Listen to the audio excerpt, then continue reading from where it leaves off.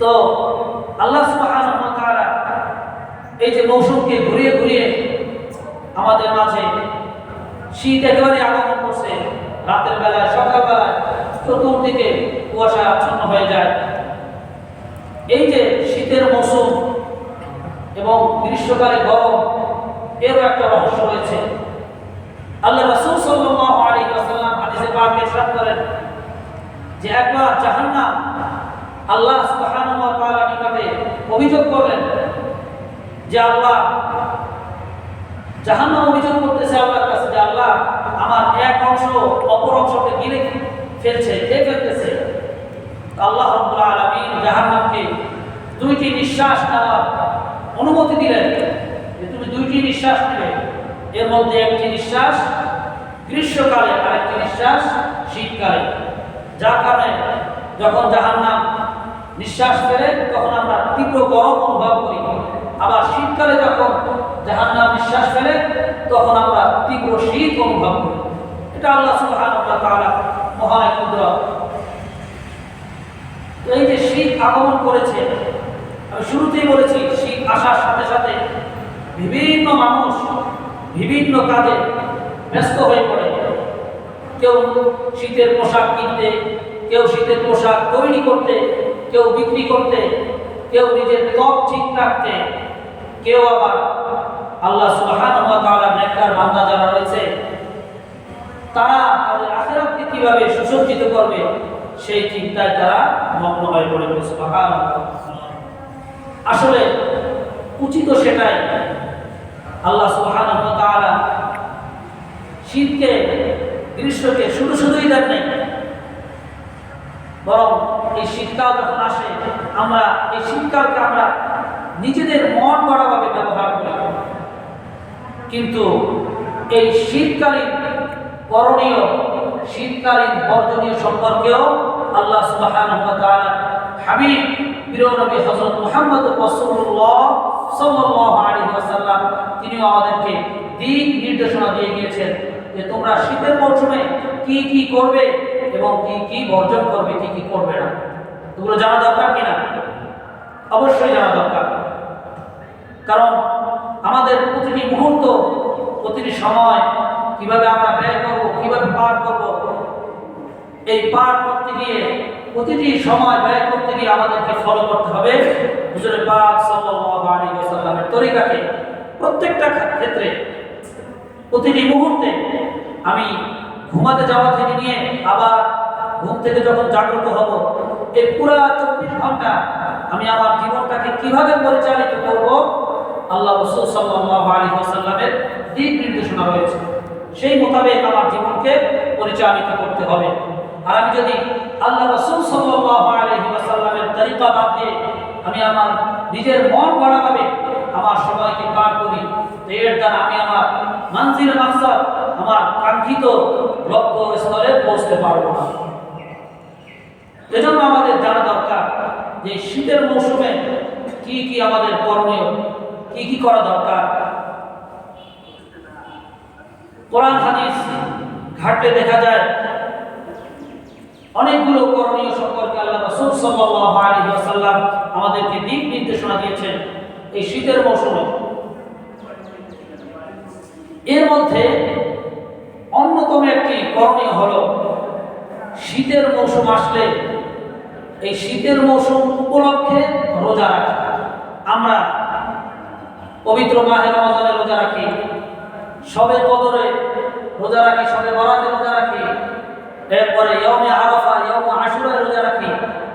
সপ্তাহে সোমবার, বৃহস্পতিবার রোজা রাখতে হয় সেটা আমরা জানি। প্রতি মাসে আইয়ামে বীর অর্থাৎ প্রতি চন্দ্র মাসের 13, 14, 15 তারিখ রোজা রাখতে হয়, এগুলো আমরা জানি।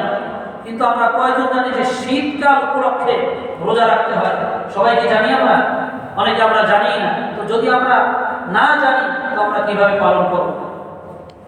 অথচ দেখেন আল্লাহ রাসূল সাল্লাল্লাহু আলাইহি ওয়াসাল্লাম ইরশাদ করতেছেন, عن أبي سعيد الخدري رضي الله تعالى عنه أنه قال قال رسول الله صلى الله عليه وسلم الشتاء ربيع المؤمنين মুমিন। আল্লাহ রাসূল সাল্লাল্লাহু আলাইহি ওয়াসাল্লাম ইরশাদ করেন, হে আমার উম্মতেরা, এই যে শীতকাল আসতেছে, শীতকাল শুরু হয়ে গেছে, এই শীতকালটা মুমিনদের জন্য বসন্তকাল। শীতের পরে বসন্ত আসে, তখন চারিদিকে সবুজ শ্যামলায় ভরে যায়। গরু ছাগল গবাদি পশুগুলো তাদের পেট ভরে যেভাবে আহার করে পুষ্টি পায়, এই শীতকালটা মুমিনদের জন্য বসন্তকাল। কেমনে? আল্লাহ রাসূল বলেন, কসুরা নাহারুহু ফাসাম। হে আমার উম্মতেরা, শীতকালের দিন হয় খাটো, দিন হয় ছোট। ফাসামা, অতএব তোমরা এই শীতকালের দিনের গুলোতে তোমরা রোজা রাখো বেশি বেশি করে। সুবহানাল্লাহ। আল্লাহ রাসূল বুঝাতে চেয়েছেন শীতকালে রোজা রাখতে তেমন একটা কষ্ট হয় না। শীতকালে মানুষের পিপাসা কম লাগে, শীতকালের দিন হয় ছোট, যার কারণে রোজা রাখা খুব সহজ হয়। আর ওয়াতালা লাইলুহু ফাতাম, আল্লাহ রাসূল বলেন, এবং শীতকালের রজনী, শীতকালের রাত হয় দীর্ঘ, যার কারণে তোমরা দীর্ঘ রাতের কিছু অংশে তোমরা দাঁড়িয়ে দাঁড়িয়ে আমি রবের কুদরতি কদমে তোমরা সিজদা করো। বলে সুবহানাল্লাহ। এই হাদিস থেকে আমরা বুঝতে পারলাম শীতকালের একটা করণীয় হলো শীতকাল উপলক্ষে রোজা রাখা। শুধু এক হাদিস নয়, একাধিক হাদিস রয়েছে। আল্লাহ রাসূল সাল্লাল্লাহু আলাইহি ওয়াসাল্লাম অপর হাদিসে ইরশাদ করেন, আন আমির ইবনে মাসউদ রাদিয়াল্লাহু তাআলা আনহু আন্নাহু قال قال رسول الله صلى الله عليه وسلم الصوم في الشتاء الغنيمة الباردة। আল্লাহ রাসূল সাল্লাল্লাহু আলাইহি ওয়াসাল্লাম বলেন, শীতকালের রোজা এটা হলো সহজে অর্জিত গনিমতের সম্পদের ন্যায়। অর্থাৎ সহজে কেউ যদি গনিমতের সম্পদ পায়, কোনো ধরনের কষ্ট ছাড়া, যুদ্ধ ছাড়া, কোনো জায়গায় যুদ্ধে গিয়েছে, খুব তাড়াতাড়ি কষ্টসাধ্য ছাড়াই বিজয় অর্জন করেছে, কাফেরদের সম্পদগুলো গনিমতের মাল হিসাবে গণ্য হয়, সম্পদগুলো সহজে যেমন পেয়ে যায়। আল্লাহ রাসূল বলেন শীতকালটা হলো, শীতকালের রোজা এটা হলো সহজে গনিমতের সম্পদের ন্যায়, অর্থাৎ কষ্ট ছাড়াই এই রোজা রাখা যায়। সাহাবীদেরও উক্তি রয়েছে এই সম্পর্কে। আল্লাহ রাসূল সাল্লাল্লাহু আলাইহি ওয়াসাল্লামের প্রখ্যাত সাহাবী হযরত আবু হুরায়রা রাদিয়াল্লাহু তাআলা আনহু, তিনি একদিন সাহাবীদের উদ্দেশ্য করে ইরশাদ করলেন, আন আবি হুরায়রা রাদিয়াল্লাহু তাআলা আনহু আন্নাহু قال قال رسول الله صلى الله عليه وسلم الا ادلكم على غنيمة باردة। আবু হুরায়রা ইরশাদ করলেন, হে সাহাবীরা, আল্লাহ রাসূল থেকে আমি শুনেছি একটি হাদিস, তোমাদেরকে আমি অতি সহজে অর্জনকৃত গনিমত সম্পর্কে বলে দিব না? সাহাবীরা বললেন, ক্বালু মাযা ইয়া আবা হুরায়রা, হে আবু হুরায়রা, সহজে অর্জন করা যায় এমন গনিমতটা কি আমাদেরকে তুমি বলে দাও। তখন বেলাল আবু হুরায়রা রাদিয়াল্লাহু তাআলা আনহু ইরশাদ করলেন, আস-সাওমু ফিশ-শিতা, সেটা হলো শীতকালে রোজা রাখা। শীতকাল সম্পর্কে হযরত ওমর ফারুক রাদিয়াল্লাহু তাআলা আনহু তিনি ইরশাদ করেন, আশ-শিতাউ গনিমাতুল আবিদিন। হযরত ওমর ফারুক রাদিয়াল্লাহু তাআলা আনহু ইরশাদ করেন, শীতকাল এটা হলো ইবাদতকারীদের জন্য একটা গনিমত স্বরূপ, অর্থাৎ সুবর্ণ একটা সুযোগ, অর্থাৎ সব সময় কষ্ট ছাড়াই মহান আল্লাহ সুবহানাহু ওয়া তাআলা নৈকট্য অর্জন করার একটা সুবর্ণ সুযোগ হলো এই শীতের মৌসুম। তো এক নম্বর করণীয় আমরা জানতে পারলাম, শীত উপলক্ষে কি রাখা? রোজা রাখা। অন্তত শীত উপলক্ষে একটি হলেও রোজা রাখা উচিত। আল্লাহ রাসূল সাল্লাল্লাহু আলাইহি ওয়াসাল্লাম হাদিসে রোজা রাখার কথা বলেছেন। আমরা যেহেতু তার উম্মত, অন্তত পক্ষে একটি হলেও শীতকাল উপলক্ষে, যেভাবে আমরা শবে বরাত, শবে কদর, ইয়াউমে আরাফা, ইয়াউমে আশুরা রোজা রাখি, শীতকাল উপলক্ষে আল্লাহ রাসূল সাল্লাল্লাহু আলাইহি ওয়াসাল্লাম তার নির্দেশ রোজা পালন করা, অন্তত পক্ষে একটি দিন হলেও আমাদের রোজা পালন করা উচিত। আল্লাহ রাব্বুল আলামিন তৌফিক দান করুন, সকলে বলি আমিন। শীতকাল উপলক্ষে দ্বিতীয় করণীয় হলো তাহাজ্জুদের নামাজ আদায় করা, অর্থাৎ রাত্রিবেলায় কিয়ামুল লাইল, অর্থাৎ পুরো রাত ঘুমে না কাটিয়ে রাতের একটা অংশ দাঁড়িয়ে দাঁড়িয়ে আল্লাহর কুদরতি কদমে সিজদা দেওয়া, আল্লাহর কাছে কিছু রোনাজারি করা। যেহেতু রাত অনেক দীর্ঘ, গ্রীষ্মকালে সুযোগ হয় না, সারাদিন কাজ করতে করতে শরীর থাকে ক্লান্ত পরিশ্রান্ত, তখন খাবার দাবার খেয়ে ঘুমিয়ে গেলে ওঠাটা একটু কষ্ট হয়ে যায়। কিন্তু শীতকালে অনেক দীর্ঘ রাত থাকে, যদি কেউ চেষ্টা করে যে একটু তাড়াতাড়ি ঘুমিয়ে গিয়ে এরপরে শেষ রাতে কিছু সময় আল্লাহ কুদরতি কদমে একটু সিজদা দিবে, রোনাজারি করবে, এটা কোনোই কষ্টের বিষয় না। এই তাহাজ্জুদ নামাজ এর অত্যন্ত ফজিলত আল্লাহ রাসূল সাল্লাল্লাহু আলাইহি ওয়াসাল্লাম ইরশাদ করেন হাদিসে পাকে, আন আবি হুরায়রা রাদিয়াল্লাহু তাআলা আনহু আন্নাহু ক্বাল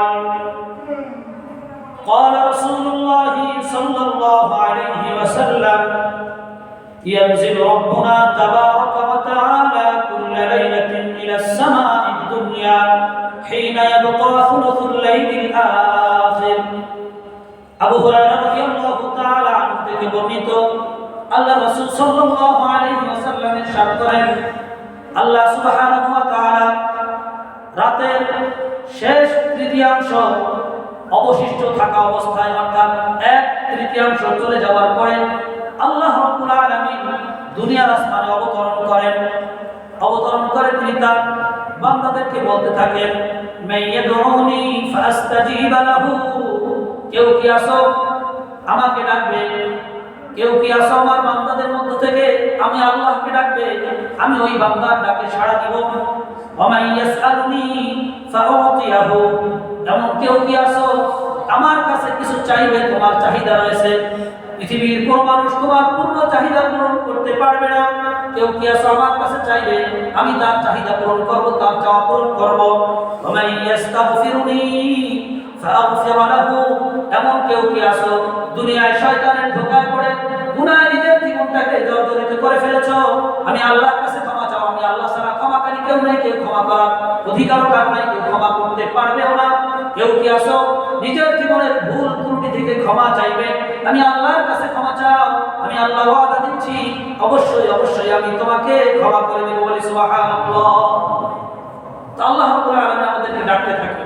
তো শীতের মৌসুম এটা অত্যন্ত একটা সুবর্ণ সুযোগ যে রাত অনেক দীর্ঘ, ঘুম আমাদের বাকি থাকে না, ঘুমের কোনো হাজত থাকে না, চাহিদা থাকে না, এজন্য শেষ রাতে উঠে আল্লাহ রাব্বুল আলামিনের কুদরতি কদমে একটু সিজদা করা, দুই রাকাত নামাজ পড়ে রোনাজারি করা। অপর হাদিসে আবু হুরায়রা রাদিয়াল্লাহু তাআলা আনহু থেকে বর্ণিত আল্লাহ রাসূল বলেন, আলা আদুল্লুকুম আলা মা ইয়ামহুল্লাহু বিহিল খাতায়া ওয়া ইয়ারফাউ বিহিদ দারাজাত।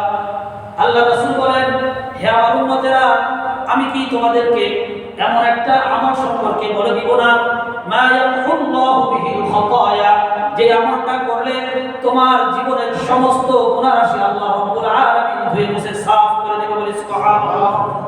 শুধু আমার গুনাহ মাফ করবেন না, ওয়া ইয়ারফাউ বিহিদ দারাজাত, এই একটা আমল করার কারণে আল্লাহ রাব্বুল আলামিন আমার মর্যাদাকে বহু বহু গুণে বৃদ্ধি করে দেবে। বলি সুবহানাল্লাহ। সাহাবারা আশ্চর্যান্বিত হয়ে আল্লাহ রাসূল সাল্লাল্লাহু আলাইহি ওয়াসাল্লামকে জিজ্ঞাসা করলেন, ক্বালু বালা ইয়া রাসূলুল্লাহ, হে আল্লাহর রাসূল, এমন সুবর্ণ আমলটা কি যে আমলের কারণে আমাদের জীবনের গুনাহ মাফ হয়ে যাবে, আবার আমাদের মর্যাদা বুলন্দ হবে, এমন আমলটা কি আমাদেরকে একটু বলে দেন, আমরা সেই সুবর্ণ সুযোগ পেতে চাই, আমরা সেই মহান সৌভাগ্যের অধিকারী হতে চাই, আমরা আমাদের জীবনের গুনাহগুলো মাফ করাতে চাই, আমরা আমাদের মর্যাদাকে আল্লাহ রাব্বুল আলামিনের দরবারে বুলন্দ করতে চাই, বাড়াতে চাই। আল্লাহ রাসূল বললেন, ইসবাগুল উযুই আলাল মাকারিহ ওয়া কাসরাতুল খুতা ইলাল মাসাজিদ ওয়া ইনতিজারুস সালাতি বা'দাস সালাত ফাযালিকুমুর রিবাত। তো এই যে হাদিসটা বললাম, এটা হলো 3 নম্বর করণীয় সম্পর্কে। করণীয়টা বলতে ভুলে গেছি, সেটা হলো 1 নম্বর করণীয় বলছি শীত উপলক্ষে রোজা পালন করা, আর 2 নম্বর করণীয় হলো আমাদের তাহাজ্জুদের নামাজ আদায় করা, আর 3 নম্বর আরেকটা করণীয় হলো সেটা হলো শীতের মৌসুমে একটু বেশি বেশি পরিমাণে ওযু করা। বেশি ওযু করা বলতে যে আমার ঠান্ডা লাগবে তারপর অজু করবো, এটা না।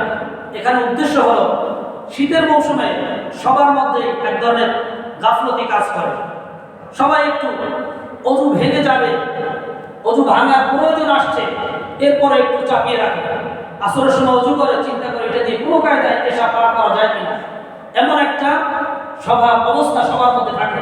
একটু শীত লাগবে, এই অলসতা যাতে না আসে। অজু ভাঙার খুব হাজত এসেছে, আমার পেশাবের বেগ পেয়েছে বা পায়খানার বেগ পেয়েছে অথবা বায়ু নির্গত বেগ পেয়েছে, তারপর চাপাই রাখতেছে যে অজুটা যদি ভেঙেই যায় আবার অজু করতে হবে। এই অলসতা যাতে না আসে, এই কারণে আল্লাহ রাসূল সাল্লাল্লাহু আলাইহি ওয়াসাল্লাম বলেছেন বেশি পরিমাণে অজু করা, অর্থাৎ এই ধরনের অলসতার কারণে অজু ভাঙবো না এই কাজ না করা, বরং আমার প্রয়োজন আসছে তো আমার যদি হাজত থাকে হাজত পুরো করে আমার আবার সুন্দরভাবে অজু করা, এটা উদ্দেশ্য। আমার কোনো ধরনের প্রয়োজন নাই তারপরে বেশি বেশি অজু করা, এই উদ্দেশ্য নয়, বরং উদ্দেশ্য হলো এটা যে আমার প্রয়োজন আসছে, আর এটা তো শারীরিকভাবেও ক্ষতিকর মানুষের জন্য। আমার প্রয়োজন আসছে, আমি পেশাব পায়খানা চাপিয়ে রাখলাম, এটাকে আমার শরীরের জন্য ভালো? অবশ্যই ক্ষতিকর। তো অলসতা একটু গাফলতির কারণে, একটু শীত লাগবে এই কারণে এই কাজ না করা, এই জন্য বলা হয়েছে বেশি বেশি পরিমাণে অজু করা। অজু করলে কি ফায়দা? যে হাদিস আমি বললাম, এই হাদিসের মধ্যে আল্লাহ রাসূল সাল্লাল্লাহু আলাইহি ওয়াসাল্লাম বলেন কেউ যদি কয়েকটা কাজ করে তাহলে আল্লাহ পাক রব্বুল আলামিন তার গুনাহ রাশি মাফ করে দিবেন, তার মর্যাদাকে বহুগুণে বুলন্দ করে দিবেন। এর মধ্যে এক নম্বর যে কাজ সেটা হলো আল্লাহ রাসূল বলেন ইসবাগুল উযুই আলাল মাকারি, কষ্টসাধ্য হওয়া সত্ত্বেও পরিপূর্ণরূপে সুন্দরভাবে অজু করা।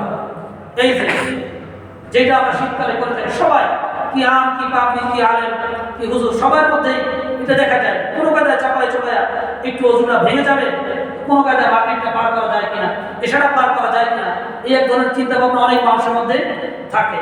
আল্লাহ রাসূল কি বললেন? ইসবাগুল উযুই আলাল মাকারি, কষ্টসাধ্য হওয়া সত্ত্বেও অজু করা। এই কাজটা যদি করতে পারে, আরেকটা কাজ হলো ওয়াকাফরাতুল খুতা ইলাল মাসাজিদ, অধিক কদম দিয়ে মসজিদে আসা, আর ইন্তিজার সালাত বাদা সালাত, এক নামাজ আদায় করার পরে অপর নামাজের জন্য, অপর ওয়াক্তের জন্য অপেক্ষা করা। এই তিনটা কাজ কেউ যদি করতে পারে আল্লাহ রাসূল বলেন তার সমস্ত গুনাহ রাশি আল্লাহ রাব্বুল আলামিন মাফ করে দিবেন এবং তার মর্যাদাকে আল্লাহ পাক রব্বুল আলামিন বহু বহু গুণে বৃদ্ধি করে দিবেন। সুবহানাল্লাহ। অপর হাদিসে আছে আল্লাহ রাসূল বলেন যেই কাজ যে আমল করতে কষ্ট বেশি হয় সেই কাজের পারিশ্রমিক প্রতিদান আল্লাহ রাব্বুল আলামিন বহু গুণে বাড়িয়ে দিবেন। সুবহানাল্লাহ। এজন্য আমরা অজুর প্রয়োজন হলে অলসতাবশত অজুকে চাপিয়ে না রেখে বরং অজু ভেঙে আমরা আবার নতুনভাবে অজু করব। এটা হলো শীতকালীন 3 নম্বর আমল। 4 নম্বর আরেকটা আমল হলো শীতকালীন, সেটা হলো আল্লাহ পাক রব্বুল আলামিন যাদেরকে অর্থ দিয়েছেন, যারা বিত্তবান, যারা মধ্যবিত্ত, তাদের তো শীত নিবারণের বহুত কিছুই থাকে, বিভিন্ন বস্ত্র থাকে, কিন্তু একদল মানুষ আমাদের সমাজে আছে যারা খুবই মানবতার জীবন যাপন করে শীতকালে, যাদের গায়ে শীত নিবারণের জন্য পর্যাপ্ত পরিমাণে শীত বস্ত্র থাকে না। তো শীতকালীন আরেকটা করণীয় হলো সামাজিক করণীয়, সেটা হলো যারা শীতার্ত রয়েছে, গরিব দুস্থ মানুষের মাঝে যাদের শীত বস্ত্র নেই, শীতের সামগ্রী নেই, তাদের মাঝে শীত বস্ত্র বিতরণ করা, এই মানুষের সহযোগিতা করা, দুস্থ মানুষের পাশে দাঁড়ানো, এটা অনেক অনেক বড় ফজিলতের কাজ। অনেক ফজিলত পাওয়া যায় হাদিসে। আল্লাহ রাসূল সাল্লাল্লাহু আলাইহি ওয়াসাল্লাম বলেন কেউ যদি দুস্থ মানুষের পাশে দাঁড়ায়, অভাবীদের পাশে দাঁড়ায়, যার শীত বস্ত্র নেই তাকে শীত বস্ত্র দান করে তার পাশে দাঁড়ায়, তো 1 নম্বর ফজিলত হলো আল্লাহ রাব্বুল আলামিন যেই ব্যক্তি কোনো শীতার্ত ব্যক্তিকে, নতুন না হোক তার একাধিক আছে, তার থেকে একটা যদি দান করে, সহযোগিতা করে, তো কিয়ামতের ভয়াবহতা ওই ব্যক্তির থেকে আল্লাহ রাব্বুল আলামিন দূর করে দেবে। বলি সুবহানাল্লাহ। আল্লাহ রাসূল সাল্লাল্লাহু আলাইহি ওয়াসাল্লাম ইরশাদ করেন মান নাফাসা আন মুমিনিন কুরবাতান মিন কুরাবিদ দুনিয়া নাফাসাল্লাহু আনহু কুরবাতান মিন কুরাবি ইয়াউমিল কিয়ামা, যেই ব্যক্তি কোন মুমিন বান্দা অভাব অনটন দূর করবে, কিয়ামতের ময়দানে আল্লাহ রাব্বুল আলামিন তার থেকে কিয়ামতের ভয়াবহতা দূর করে দিবেন। ওমান ইয়াসসারা আলা মুহসিনিন ইয়াসসারাল্লাহু আলাইহি ফিদ দুনিয়া ওয়াল আখিরাহ, যেই ব্যক্তি দুনিয়াতে কোনো ব্যক্তির কষ্ট লাঘব করবে তো আল্লাহ রাব্বুল আলামিন দুনিয়া এবং আখিরাতে তার কষ্টকে লাঘব করবে বলে সুবহানাল্লাহ। আর আল্লাহ রাসূল সাল্লাল্লাহু আলাইহি ওয়াসাল্লাম বলেন, আল্লাহু ফি আউনিল আবদি মা কানা আল আবদু ফি আউনি আখিহি, আল্লাহ রাব্বুল আলামিনের সাহায্য সহযোগিতা বান্দার সাথে ততক্ষণ পর্যন্ত থাকবে যতক্ষণ বান্দা অপর বান্দার সাহায্য সহযোগিতা করতে থাকবে। এজন্য আমাদের সাধ্য অনুযায়ী শীত বস্ত্র, শীতের যে সামগ্রী, এগুলো সাধ্য অনুযায়ী আমি একজনকে পারি আমি খুঁজে একজনকে দান করি, তো আল্লাহ রাব্বুল আলামিন তাহলে কিয়ামতের ময়দানে আমার থেকে কিয়ামতের যে ভয়াবহতা সেটা আমার থেকে দূর করে নেবেন। 2 নম্বর করণীয়, 2 নম্বর ফজিলত, যদি আমরা সহযোগিতা করি, গরিব দুস্থ মানুষকে সহযোগিতা করি, 2 নম্বর ফজিলত হলো দয়াকারীদের উপর আল্লাহ রাব্বুল আলামিন সদা সর্বদা দয়া করে থাকেন, দয়া আচরণ করে থাকেন। আল্লাহ রাসূল সাল্লাল্লাহু আলাইহি ওয়াসাল্লাম ইরশাদ করেন, আর-রাহিমুনা ইয়ারহামুহুর রহমান, যারা দয়াশীল, অন্যের উপর দয়া করে তাদের উপর দয়া করে আল্লাহ রাব্বুল আলামিনও দয়া করে। ইরহামু আহলাল আরদ ইয়ারহামুকুম মান ফিস সামা, তোমরা দুনিয়াবাসীদের উপরে, পৃথিবীর যারা অভাবগ্রস্ত রয়েছে, দুস্থ মানুষ রয়েছে, তাদের উপর তোমরা দয়া আচরণ করো, আসমানে যিনি রয়েছেন তিনি তোমাদের উপরে দয়া আচরণ করবেন। সবচেয়ে বড় কথা হলো আল্লাহ রাসূল সাল্লাল্লাহু আলাইহি ওয়াসাল্লাম যখন ওহীপ্রাপ্ত হয়েছিলেন, যখন তিনি ভীত সন্ত্রস্ত হয়ে উম্মাহাতুল মুমিনিন হযরত খাদিজা রাদিয়াল্লাহু তাআলা আনহার নিকটে এসেছিলেন, এসে তিনি বলেছিলেন, জাম্মিলুনি জাম্মিলুনি, তুমি আগে আমাকে কম্বল দ্বারা আবৃত করে নাও, আমি মনে হয় ধ্বংস হয়ে যাব, শেষ হয়ে যাব। তখন খাদিজা রাদিয়াল্লাহু তাআলা আনহা তিনি অভয় দিয়ে আল্লাহ রাসূল সাল্লাল্লাহু আলাইহি ওয়াসাল্লামকে কি উত্তর দিয়েছিলেন? খাদিজা রাদিয়াল্লাহু তাআলা আনহা তিনি বলেছেন আল্লাহ রাসূলকে, কাল্লা ওয়াল্লাহি মা ইউযিকাল্লাহু আবাদা, আল্লাহর কসম করে বলছি হ্যাঁ আল্লাহ রাসূল, আপনাকে আল্লাহ রাব্বুল আলামিন কখনো অপদস্থ করবেন না, কখনো ধ্বংস করবেন না, আপনার কোনো ক্ষতি আল্লাহ রাব্বুল আলামিন করবেন না।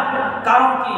কারণ হলো ইন্নাকা লা তাসিলুর রহিম, আপনি আত্মীয়দের সাথে সদাচরণ করেন, আত্মীয় যারা রয়েছে তাদের সাথে আপনি ভালো ব্যবহার করেন।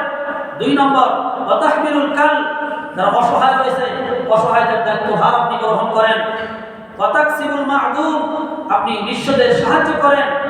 ওয়া তাকরিদ দাইফ, মেহমানদেরকে আপনি আপ্যায়ন করেন। এবং ওয়া তুঈনু আলা নওয়ারিবিল হক, এবং হক পথে যারা বিপদগ্রস্ত, বাধাগ্রস্ত তাদেরকে আপনি সাহায্য সহযোগিতা করেন। তো দেখেন এই যে 4টি গুণ হযরত খাদিজা রাদিয়াল্লাহু তাআলা আনহা আল্লাহ রাসূল সাল্লাল্লাহু আলাইহি ওয়াসাল্লামের ব্যাপারে বললেন, এই 4টা গুণ কিন্তু মানুষের ক্ষেত্রে, জীবের সৃষ্টিজীবের ক্ষেত্রে, সৃষ্টিজীবের উপরে দয়া, অর্থাৎ আত্মীয়দের সম্পর্ক রক্ষা করা, অসহায়দের দায়িত্বভার গ্রহণ করা, দুস্থ মানুষকে সাহায্য সহযোগিতা করা, মেহমানদের আপ্যায়ন করা, হক পথে যারা বাধাগ্রস্ত তাদেরকে সাহায্য সহযোগিতা করা, সবগুলো গুণ আল্লাহ রাসূল সাল্লাল্লাহু আলাইহি ওয়াসাল্লামের অসংখ্য অগণিত গুণ তো ছিলই, কিন্তু এই যে 4টি গুণ বিশেষভাবে, এই 4টি গুণ সৃষ্টির সাথে খাস, মানুষের সাথে, সৃষ্টিজীবের সাথে খাস। আর এই 4টি গুণ দিয়ে, গুণের উপমা দিয়ে খাদিজা রাদিয়াল্লাহু তাআলা আনহা বলেছিলেন যে আল্লাহর কসম, আপনাকে আল্লাহ পাক অপদস্থ করবেন না, ধ্বংস করবেন না, কারণ আপনি এই কাজগুলো করেন, সৃষ্টির উপর দয়া করেন, অবশ্যই আপনার উপরে আল্লাহ রাব্বুল আলামিন দয়া করবেন। তো আমরা যদি এই শীতের মৌসুমে আমাদের সাধ্য অনুযায়ী, একজন মানুষ হোক, 2 জন হোক, আমার তৌফিক অনুযায়ী, যারা দরিদ্র, হত দরিদ্র রয়েছে, যাদের শীত নিবারণের বস্ত্রটুকুই নেই, তাদেরকে আমরা যদি আমাদের সাধ্য অনুযায়ী শীত বস্ত্র প্রদানের চেষ্টা করি, তো অবশ্যই অবশ্যই আল্লাহ রাব্বুল আলামিন আমাদের উপরে দয়া আচরণ করবেন, কিয়ামতের ভয়াবহতা আমাদের উপরে দূর করে দিবেন, এবং আল্লাহ রাব্বুল আলামিনের সাহায্য সহযোগিতা সদা সর্বদা আমাদের উপরে থাকবে। তো শীতকালে এই হলো 4টা করণীয়। আবার বলি, 1 নম্বর করণীয় হলো শীতকাল উপলক্ষে অন্ততপক্ষে একটি হলেও রোজা পালন করা। 2 নম্বর, শীতের রাত যেহেতু অনেক দীর্ঘ, এজন্য শেষ রাতে উঠে 2 রাকাত সালাত আদায় করে আল্লাহর কুদরতি কদমে সিজদা দিয়ে আল্লাহর কাছে রোজাদারি করে নিজের জীবনের চাওয়াগুলো, নিবেদনগুলো পেশ করা। 3 নম্বর করণীয় হলো অলসতা না করে, কষ্ট হলেও একটু অজু করে নেওয়া বেশি বেশি পরিমাণে সুন্দরভাবে। এবং 4 নম্বর করণীয় হলো আমাদের সাধ্য অনুযায়ী অসহায় হত দরিদ্রদের মাঝে শীত বস্ত্র বিতরণ করা। আল্লাহ রাব্বুল আলামিন আমাদের সকলকে এই যে শীতকালীন পালনীয় বিষয়গুলো আল্লাহ পাক আমাদেরকে বুঝে শুনে আমল করার তৌফিক দান করুন। সকলে বলি আমিন।